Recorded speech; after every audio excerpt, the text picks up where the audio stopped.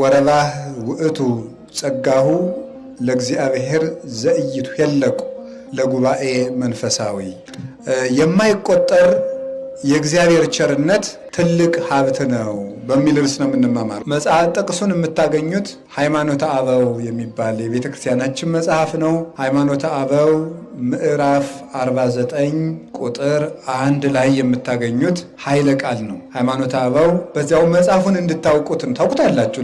ሲነበብ አሰሙም እግዚኦ ማርነ ከተባለ በኋላ ብዙ ጊዜ ሲነበብ ትሰማላችሁ። ሃይማኖተ አበው የሚባልና ይሄ ማለት ነቢያትና ሐዋርያት የጻፉትን መጽሐፍ ቅዱስ አባቶቻችን የተረጎሙበት የአባቶቻችን ሃይማኖት ከ7ኛው 8ኛው ክፍለ ዘመን ያሉ አባቶቻችን የጻፉት ሃይማኖት ነው። ገልጸው የተከራከሩበት፣ ጉባኤ የረቱበት፣ እምነታቸውን የመሰከሩበት፣ የሞቱለት እውነት በዚያ ተጽፎ የሚገኝበት መጽሐፍ ነው እና በቤተክርስቲያናችን ትምህርትም 4 ጉባኤ ተብሎ ከሚሰጠው አንዱ ትምህርት 4ኛው ላይ በጉባኤ ሊቃውንት ውስጥ የሚሰጠው ሃይማኖተ አበው ነው። ስለዚህ ከዚህ መጽሐፍ አንዱን አንስተን እንነጋገራለን። ሃይማኖተ አበው ምዕራፍ 49 ቁጥር 1 እንዲህ ብሎ የተናገረው ሊቅ ቅዱስ ኤራቅሊስ ይባላል። ምን አልኳችሁ? ምንድነው ያልኩኝ? ኤራቅሊስ ይባላል። የቤተ ክርስቲያን አባት ነው። 4ኛው ክፍለ ዘመን ላይ የነበረ ሊቅ ነው። 4ኛው ክፍለ ዘመን ነው እንግዲህ በትንሹ አሁን 1600 ዓመት ሆኖታል ማለት ነው። እዚያ ዘመን ላይ የነበረ ሊቅ ነው። ቅዱስ ኤራቅሊስ ከ200 ሊቃውንት ንስጥሮስን ተከራክረው ከረቱ 200 ሊቃውንት አንዱ ነው። አባቶቻችን ሊቃነ ጳጳሳት ንስጥሮስ የሚባል መናፍቅ ተነስቶ ድንግል ማርያምን የአምላክ እናት አይደለችም፣ ጌታን ክርስቶስን ደግሞ አምላክ አይደለም ብሎ ተነስቶ ነበረ እና እነ ቅዱስ ቄርሎስ ከእስክንድሪያ ተነስተው ሌሎችም ሊቃውንት ከዓለም አቀፍ ቦታ ተሰብስበው ሊከራከሩ ኤፌሶን የሚባል ቦታ ሲሄዱ ቅዱስ ቄርሎስ ወላዲተ አምላክ የሚል እንደ መፈክር የሚሆን ወላዲተ አምላክ የሚል በብራና አጽፎ ፊት ለፊት ሊቃነ ጳጳሳትን አሰልፎ ነው የመጣው። ንስጥሮስ ደግሞ ሲመጣ 50 ወታደር አስከትሎ ነው የመጣው። ሃይማኖት የሌለው ሰው ወደ ጉልበት ነው የሚያደላው፣ ወደ ጉልበት ይሮጣል። ሃይማኖት ያለው ሰው ግን ሁልጊዜ ትህትናን ያስቀድማል። በተለይ ደግሞ ቤተ ክርስቲያን ውስጥ ጉልበት ቦታ የለው፣ ትህትና ብቻ ነው ወንበር የሚሰጠው፣ ዙፋን የሚሰጠው፣ አክሊል የሚዘጋጅለት ለትህትና ብቻ ነው። ለትዕቢት፣ ለማን አለብኝነት፣ ለጉልበት በቤተ ክርስቲያን በሰማይም በምድርም ቦታ የለም እና ንስጥሮስ ያንን አስከትሎ መጣ።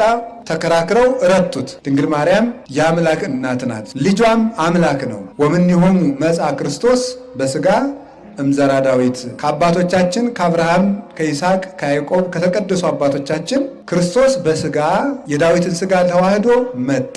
ዘውእቱ ቡሩክ አምላክ እስከ ለዓለም እርሱም ለዘላለሙ የተባረከ ቡሩክ ክቡር ምስጉን የባህሪ አምላክ ነው አለ ቅዱስ ጳውሎስ ሮሜ ምዕራፍ 9 ቁጥር 5 ላይ። ስለዚህ ድንግል ማርያም አምላክን ወልዳለች፣ እግዚአብሔር ቃልን ወልዳለች። ቀዳሚው ቃል ውእቱ በመጀመሪያ ቃል ነበር፣ ወዝንቱ ቃል ሀበ እግዚአብሔር ውእቱ ይህ ቃል ከእግዚአብሔር ጋር ነበር።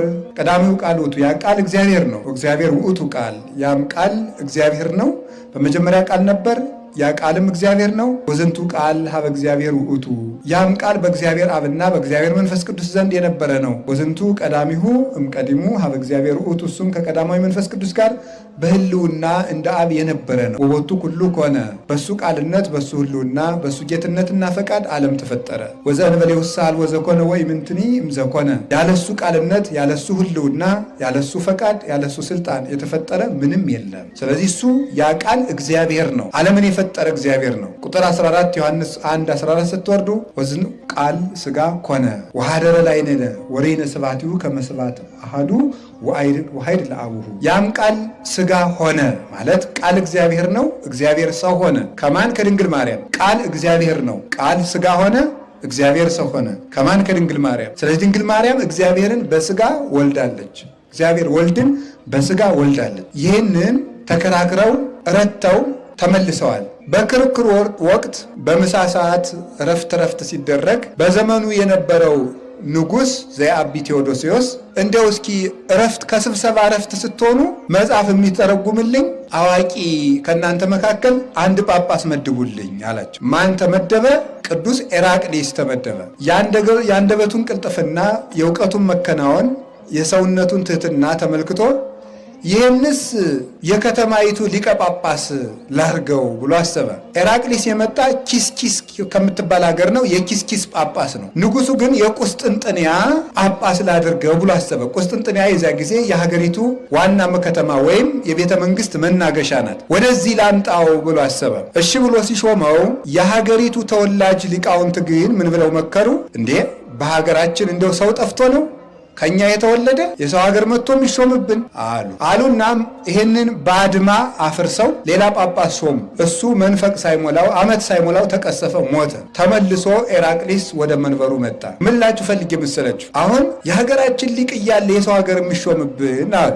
እግዚአብሔር ግን ሀገር አለው የለውም? የለውም። እግዚአብሔር ለእናንተ ይሄ የኛ ሀገር ይሄ የነገዴ ሀገር የምትሉ ከሆነ ተናፈቀች ክርስቶስ ክርስቶስ ተከፈለ በሉኛ አለ ቅዱስ ጳውሎስ። ክርስቶስ ተከፈለ በሉኝ። ቅዱስ ዮሐንስ አፈወርቅ እንዲህ ያለውን አንቀጽ ሲናገር አንድ ሰው አንዱን ንጉሥ እወድሃለሁ ቢለውና የንጉሱን ዙፋን በመጥረቢያ እየቆራረጠ በየቦታው ቁራጩን ቢጥለው ይሄ ሰውዬ ንጉሱን ያከብረዋል አያከብረውም? ተናገሩ እስኪ። ሐሳብ አላችሁ? ወደዚህ ናችሁ። አንድ ንጉስ አንድ ሰው እወደዋለሁ አለ። እወደዋለሁ ካለ በኋላ ንጉሱ የሚቀመጥበትን ወንበር በመጥረቢያ እየቆረጠ በየቦታው ቢጥለው ይሄ ሰው ንጉሱን ይወደዋል አይወደውም? ንገሩኝ እስኪ። ለምን? አላከበረውም። አይደለም እንዴ? አላከበረውም። ስለዚህ ዘረኛ ሰው የክርስቶስን ዙፋን የሚቆራርጥ ሰው ነው ይላል ቅዱስ ዮሐንስ። ዘረኛ ሰው የክርስቶስን መንግስት ይከፋፍላል፣ የክርስቶስን ጌትነት ይከፍላል። እኛ በቤተ ክርስቲያን የተማርነው ይሄንን ነው። አባቶቻችን የሚያስተምሩን ይሄንን ነው። ክርስቲያን እግር ነው እንጂ ሀገር የለውም። የክርስቲያን ሀገሩ በየት ነው? በሰማይ። የሚያዋጣን እንግልንገራችሁ አንዳችን ባህር ዳር ነን ብንል፣ አንዳችን እዚያ የሆነ ከተማ እስቲፈልጉ ጓሐጽ የሆነኝ ብል፣ አንዱ ብድግ ብሎ ሐዋሳ ነኝ ቢል፣ ይሄ ሁሉ እዚህ ሁሉ መወለድ አያዋጣህም። የሚያዋጣን የትኛው ነው? ከክርስቶስ የተወለድንበት ልደት ነው። ከክርስቶስ ነው።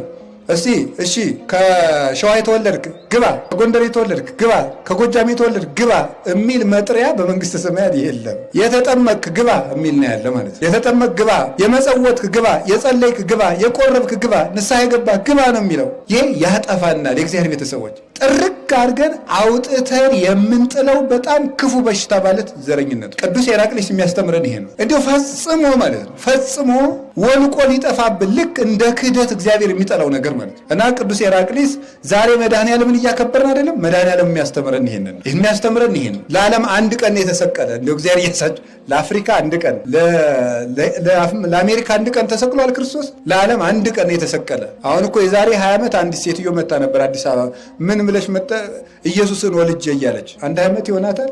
ለምንድን ነው ደግሞ የወለድሽው ሲባል አይ ለኢትዮጵያውያን ልወለድላቸው ብሎኛል። እንዲሁ ሰው ሁሉ ቀልድ ያምርበታል እናንተ። እንዲህ ክርስቶስ ለዓለም አንድ ቀን የተሰቀለ መድኃኔዓለም ያልነው እኮ ለዚህ ነው። ክርስቶስ አንዱ በቃይ ነው። የእሱ ጽዋ አያዳግምም። ጽዋ እከኒ ጽኑ ወያረዊ፣ ያንተ ጽዋ ያንተ ደም አንዱ በቃይ ነው። ዓርብ የተሰቀልከው ለዓለም ሁሉ በቂ ጽዋ ነው ያለው። አያዳግምም። እንደ ሐኪም መድኃኒት ጧት ሁለት ማታ ሁለት የሚባል አይደለም። ክርስቶስ አንድ ጊዜ ተሰቅሎ ለዓለም ሁሉ መድኃኒት የሆነ አምላክ ነው። ስለዚህ ድጋሚ የሚያስፈልገው አይደለም። ይሄ አንድነታችን ያስተምረናል። ስታወት ቅዳሴያችን አሃዱ ነው አይደለም? ቤተ ክርስቲያናችን አንዲት ናት። ሃይማኖታችን አንድ ነው። እግዚአብሔር አንድ ነው። መምህራችን አንድ ነው ክርስቶስ። ሊቀ ካህናታችን ማን ነው? ኢየሱስ ክርስቶስ። ይሄ ነው የሚያስተምረን እና ቅዱስ ኤራቅሊስ ይሄን ያስተምራል። በረከቱ ይደርብን። ቅዱስ ኤራቅሊስ አሁን ወደ ትምህርቱ ስንሄድ ብኢል ወረባህ ውእቱ ጸጋው ለእግዚአብሔር ዘይቱ የለቁ ለጉባኤ መንፈሳዊ መንፈስ ቅዱስ ለሰበሰባቸው ምእመናን የማይቆጠር የእግዚአብሔር ቸርነት ትልቅ ሀብታቸው ነው አለ። መንፈስ ቅዱስ ለሰበሰባቸው ምእመናን የእግዚአብሔር ቸርነት ትልቅ ሀብታቸው ነው። አሁን መንፈስ ቅዱስ ሰብስቧቸዋል። እዚህ ሁላችንንም እኔንም እናንተንም ሁላችንም በቸርነቱ ነው የሰበሰበን። መንፈስ ቅዱስ ለሰበሰበን ለሁላችን ትልቁ ሀብታችን ማን ነው? እስኪ መልሱልኝ። የእግዚአብሔር ቸርነት አትሉ? የእግዚአብሔር ቸርነት ነው ትልቁ ሀብታችን። የእግዚአብሔር ቸርነት ነው። እንዴት እንደሆነ እሱን 2-3 ነገር ብቻ ነግሬያችሁ ጨርሳለሁ።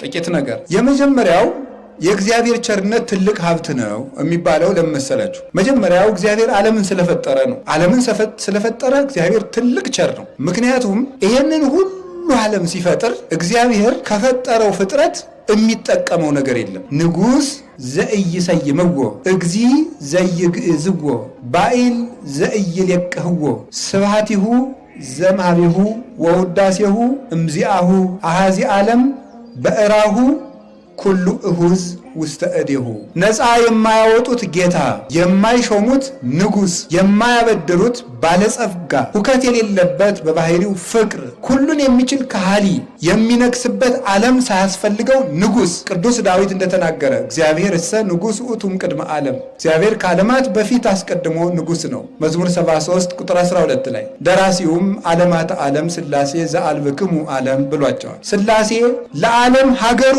እናንተ ናችሁ፣ ለእናንተ ግን ሀገር የላችሁ። ለቅዱስ ጴጥሮስም ጌታ ተገልጾ አቡየ ፀሐይ ወአነ ብርሃኑ ወመንፈስ ቅዱስ ዋእዩ፣ አባቴ ፀሐይ ነው እኔ ብርሃኑ ነኝ፣ ጸዳሉ ማለት ነው። ይሄ መንፈስ ቅዱስ ደግሞ ሙቀት ነው። አቡየ እሳት ወአነ ብርሃኑ ወመንፈስ ቅዱስ ነበልባሉ፣ አባቴ ፀሐይ ነው እኔ ብርሃን ነኝ፣ መንፈስ ቅዱስ ነበልባል ነው።